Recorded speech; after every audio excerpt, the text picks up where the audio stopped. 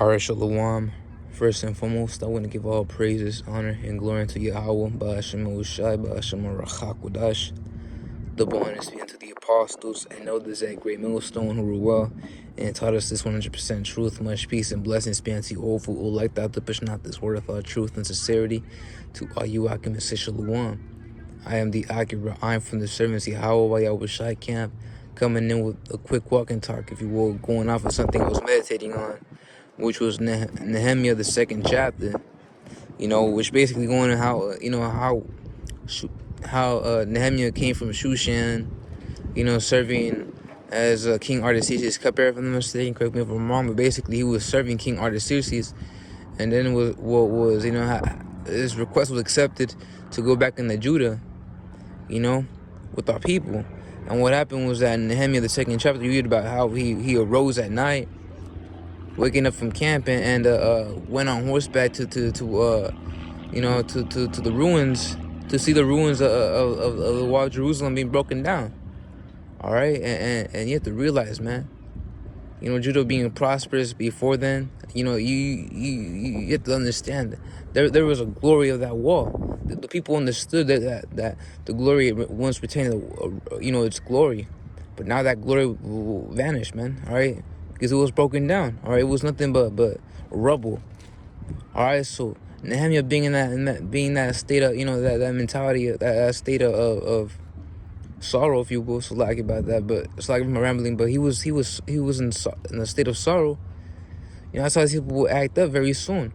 And they are acting up right now as they're seeing Babylon, being broken down. And they're saying that Judah back in the ancient world was a small plot of land. All right, and it became desolate, nothing but a desolate wilderness. You have to imagine how and fathom how terrible it's gonna be. All right, the fact that Judah, that when it became a desolate wilderness, it was a small plot of land, but America being half the size of a continent, being in a big gigantic country, and it's being broken down on the mass scale and will be destroyed with an ultimate thermonuclear destruction. Hey, people will mourn on a mass scale. All right, and that destruction, that thermonuclear destruction, will impact the lives globally, man. All right, because all the nations will see the destruction and the demise and will sorrow for this place, man. All right, not only the heathen, but also the 2/3 of the nation of Israel. They're gonna sorrow, man. Millions are gonna die in this place. So you have to realize just like how when Nehemiah saw the walls being broken, the walls broken down, nothing but ruined. Back in the ancient world, how it's gonna be for the people when they see this once, prosperous and thriving country, be destroyed to nothing as a desolate wilderness. All right, like this is in Joel the second chapter.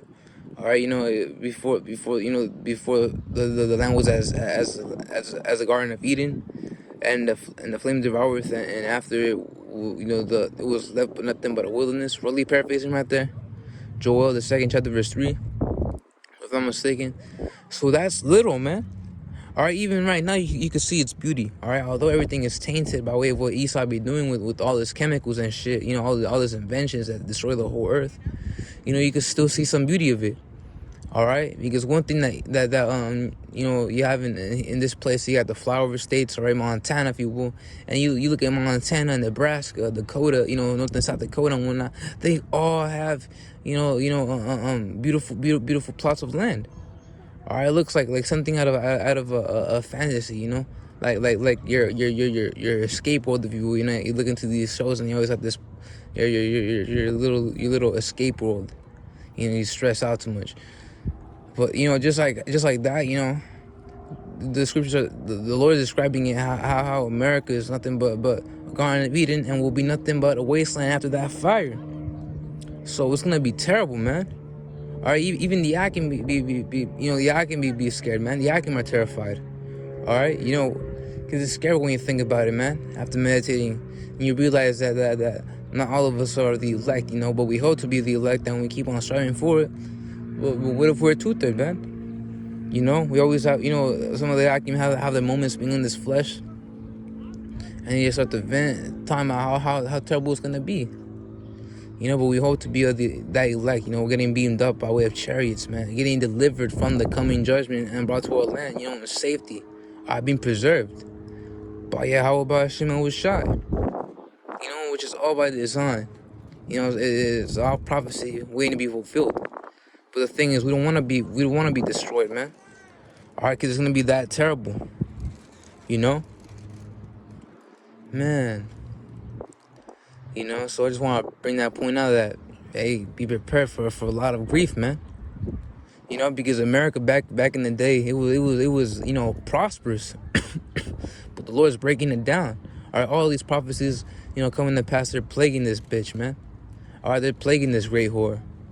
You know, that's what the scriptures say that you know, Egypt, you know, travailed as a woman. You know, all right, even in Jeremiah the 30th chapter.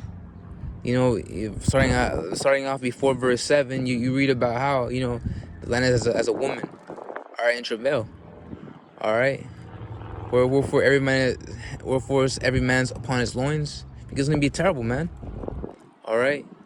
You know, that mighty spirit miracle when sin is being broken down, and it will ultimately lead to World War III, which will ultimately lead to that thermonuclear destruction by way of ICBMs, intercontinental ballistic missiles. All right, and about 200 million missiles are gonna, you know, beat this place down. All right, pelt it down like the other apostle Ramos says, you know, pelting it down.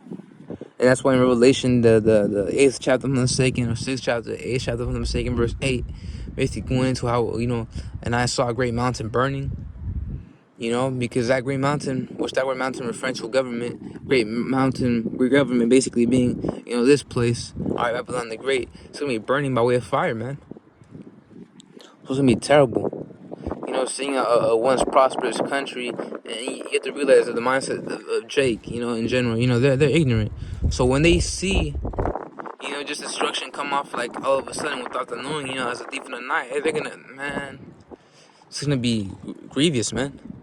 Our people will literally lament the fact that this thing will be broadcasted live on TV, you know, broadcasted by way of the internet, and that's a part of the reason why, as to why it was created, why Yahweh Bashman was created it. You know, not only for this truth, you know, to be brought out throughout the four corners of the earth, but also, you know, to broadcast the destruction live. So this will impact the lives of the heathen in other countries. You know, the merchants. All right, you read about that in the 17th chapter, if I'm mistaken, of Revelation. But yeah, man, it's gonna be terrible. All right, so just like how Nehemiah, you know, lamented for the ruins of a small plot of land back in Judah, man, this will more on a whole new scale. All right, when the destruction will you know, takes place on a whole mass scale, man. But I just want to bring that point out. You know, let's just stay strong. I don't want to Zah. This lesson was, you know, edifying. Until the next one, let's just Shalom.